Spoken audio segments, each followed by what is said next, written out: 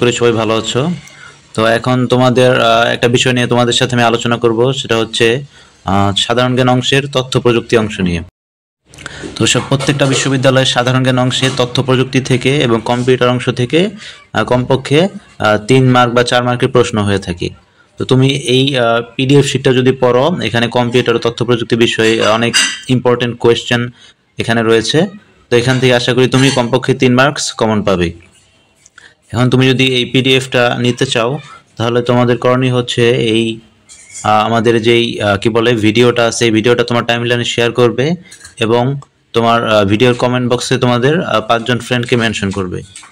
তো তোমার টাইমলাইনে শেয়ার করার পরে এবং 5জন ফ্রেন্ডকে মেনশন করার পরে 2টা স্ক্রিনশট নেবে। স্ক্রিনশটগুলো আমাদের এই যে সাবলাইন এডুকেশনের পেজে তুমি আমাকে ইনবক্স করে দিবে। তাহলে আমি সাথে সাথে পিডিএফটা দিয়ে দেবো। ঠিক আছে?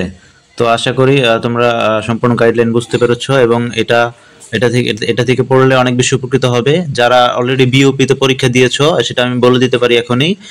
তুমি বিওপির প্রশ্নের সাথে এটা মিলিয়ে দেখতে পারো। এটা কিন্তু ওই বিওপির পরীক্ষার আগেই এই শীটটা তৈরি করা হয়েছিল। তো বিওপির FA-SS এবং F-SSS এখান থেকে কমপক্ষে 4 থেকে 5 মার্ক কমন পড়েছিল।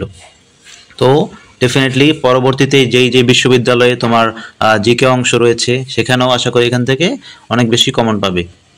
ওকে, থ্যাংক ইউ এভরিওয়ান।